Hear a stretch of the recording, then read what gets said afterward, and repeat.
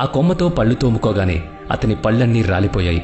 అప్పుడు అర్థమైంది ఇక్కడ చెట్లు సామాన్యమైనవి కావని, అద్భుత శక్తులున్నాయని.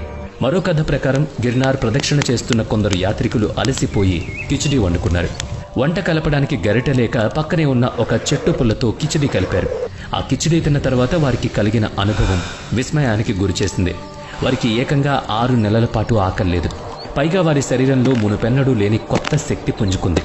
ఇవన్నీ కేవలం కథలేనా, లేక గిర్నార్ మట్టిలో నిజంగానే మనిషి శరీరాన్ని, ఆత్మను ప్రభావితం చేసే అదృశ్య శక్తి ఉందా? ఇక్కడ మట్టి, నీరు, గాలి ప్రతిదీ ఏదో దివ్యశక్తితో ముడిపడి ఉంది. మీరెప్పుడైనా గిర్నార్ యాత్ర చేశారా? చేస్తే మీ అనుభవాన్ని కామెంట్ చేయండి.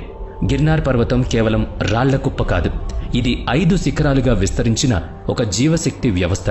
ప్రతి శిఖరం పంచభూతాలైన అగ్ని, జల, వాయు, ఆకాశ మరియు పృథ్వీ తత్వాలకు ప్రతీక.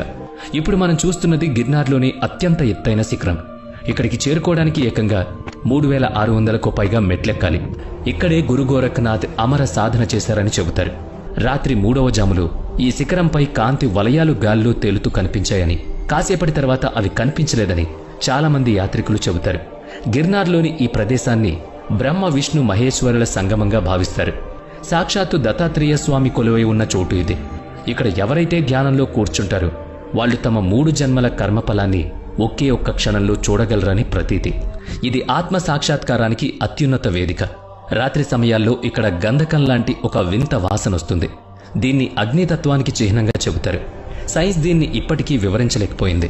కానీ అది దత్తాత్రేయ ముని సజీవ ఉనికి అని సాధువులు బలంగా నమ్ముతారు. ఇక ఇది 22వ జైన తీర్థంకరైన నేమినాథ్ భగవానుడు కైవల్య జ్ఞానం పొందిన పవిత్ర స్థలం. ఇక్కడి గుహలు ఎంత నిశ్శబ్దంగా ఉంటాయంటే మీకు మీ గుండె చప్పుడు కూడా చాలా స్పష్టంగా వినిపిస్తుంది. ఈ నిశ్శబ్దంలో ధ్యానం చేస్తే మనిషిలోని అహంకారం దానంతటదే రాలిపోతుంది. ఆత్మ మోక్షానికి చాలా దగ్గరవుతుంది. గిర్నార్లో ఒక శక్తిపీఠం కూడా ఉంది. ఇక్కడే పార్వతీదేవి శివుని కోసం తపస్సు చేసిందని పురాణాలు చెబుతున్నాయి. అందుకే గిర్నార్ను పర్వతాలకే భీష్మ పితామహుడు అంటారన్నమాట. ఇక ఇది భౌతిక ప్రపంచానికి చెందింది కాదు, సూక్ష్మ లోకానికి చెందింది.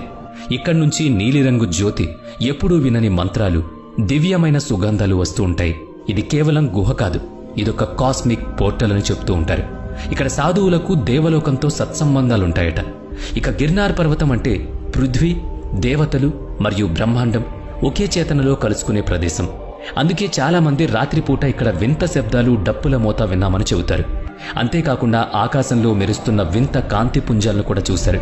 దీన్ని బట్టి గిర్నార్ అనేది పంచభూతాలతో నిండిన ఒక సజీవ బ్రహ్మాండం, లేక మనకు దేవతలకు మధ్య సమతుల్యతను కాపాడే ఒక కాస్మిక్ మెకానిజం.